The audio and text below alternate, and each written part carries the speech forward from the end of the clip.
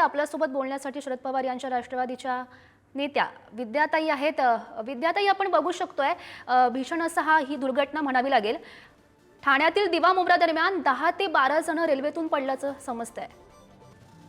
त्याने ही घटना काय आजच घडलेली नाही, आज ही घटना घडली म्हणून आपण सगळेजण खडबडून जागे झालेलो आहोत। आणि रेल्वे प्रशासनाचे मी उत्तर ऐकली आता टीव्ही वरती, ते म्हणतात अजून ॲम्ब्युलन्स पोहोचली नाही, किती माणसं आहे आम्हाला माहिती नाही।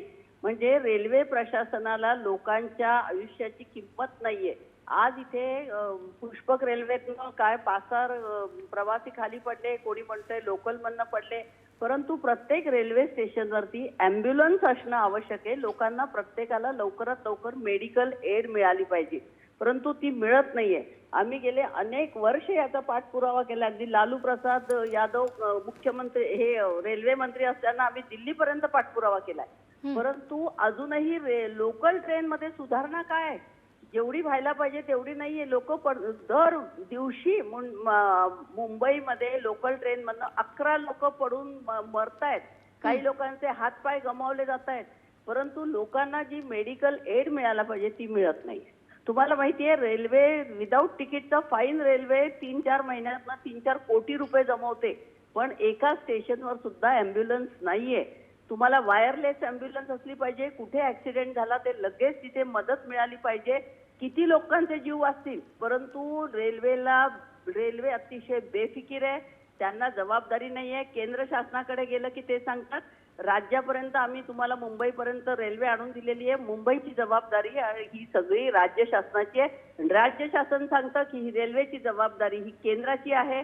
खासदार सुप्रिया सुळे आम्हाला घेऊन गेल्या होत्या, पवार साहेबांनी पण मीटिंग ठेवली होती दिल्लीला, परंतु ह्याच्यामध्ये सुधारणा होत नाही, हे खेदाने सांगावंसं वाटतंय। मुंबई लोकल मध्ये इतकी गर्दी असताना सुद्धा सुविधा अजूनही लोकांना नाहीये। कुठेतरी एखाद्या प्लॅटफॉर्मवर एस्केलेटरचा जिना लावला, कुठेतरी एखाद्या प्लॅटफॉर्मवर लिफ्ट लावली, या सुविधा नाहीयेत। प्रत्येक प्लॅटफॉर्मवर 2-2 एस्केलेटरचे जिने पाहिजे, 2-2 लिफ्ट पाहिजे, एवढे मोठे मोठे जिने। आणि मुंबई परिघामध्ये 2.5 कोटी लोक राहतात, कल्याण, डोंबिवली, विरार, इकडे तुम्ही अंबरनाथ, आणि इकडे ट्रेन कधी येतात 15-15, 20-20 मिनिटांनी येतात। आणि मेट्रोवरती एवढे मोठे मोठे खर्च तुम्ही करताय, तुम्ही उद्घाटन करताय, पण मुंबई लोकलची अवस्था काय?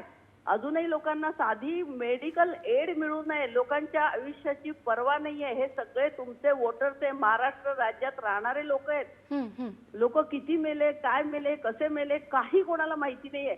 इतकं शासन ढिम्म आहे। गेले अनेक वर्ष आम्ही जीव तोडून याच्यावरती प्रवासी संघटना असतील, आम्ही सगळे असतील कामं करतोय।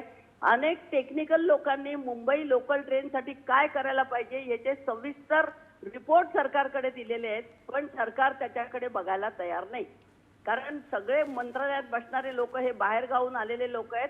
मुंबईच्या लोकल ट्रेनची याला पर्वा नाहीये, यात्र्यांची पर्वा नाहीये। आणि म्हणून मला चॅनलवाल्यांना तुम्हाला विनंती आहे की माध्यमांनी या रेल्वे प्रशासनाला आणि सरकारला सोडता कामा नये। मुंबईच्या लोकल ट्रेनची सुविधा मिळालीच पाहिजे।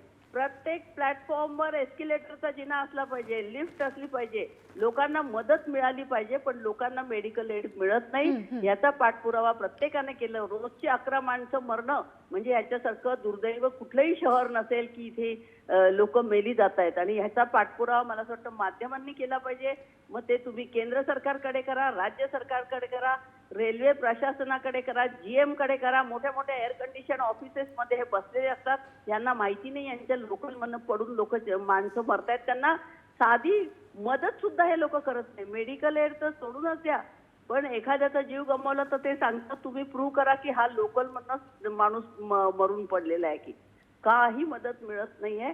तर आम्हाला म्हणणं आहे की लोकांच्या म्हणजे बाहेर जाणाऱ्या मेलच्या गाड्या असतील तिथे प्रचंड गर्दी आहे, UP बिहारला जाणाऱ्या गाड्यांमध्ये प्रचंड गर्दी आहे। विद्याताई, तुमचा मुद्दा पटतोय। मगाशीच खरं तर आमचं रेल्वे संघटनांच्या अध्यक्षांशी बोलणं झालं, त्यांचं असं म्हणणं होतं या मार्गावरच्या ज्या लोकल फेऱ्या आहेत त्या आम्ही वाढवण्याची मागणी सातत्यानं करतोय, मात्र सरकार त्याकडे लक्ष देत नाहीये। त्यांनी सरकारकडे या संदर्भात बोट दाखवलंय, त्यांच्यामुळे असे प्रकार घडतात असं त्यांचं म्हणणं आहे, यावर तुमचं मत?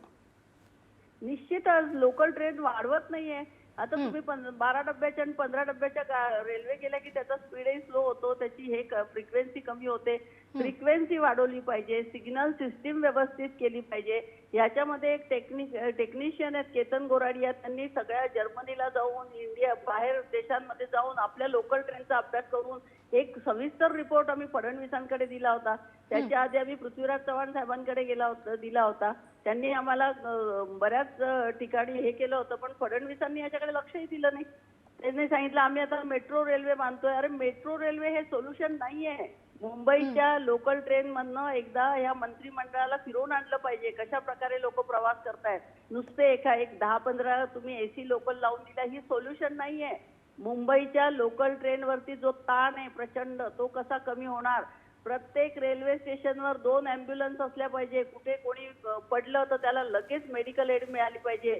वायरलेसच्या असलं पाहिजे सिस्टीम, परंतु हे सगळं काही सरकार देत नाही. बरोबर. नक्कीच विद्याताई, खरं तर सरकारकडून या सगळ्या उत्तरांची अपेक्षा आहे. विद्याताई, धन्यवाद दिलेल्या सविस्तर प्रतिक्रियेसाठी.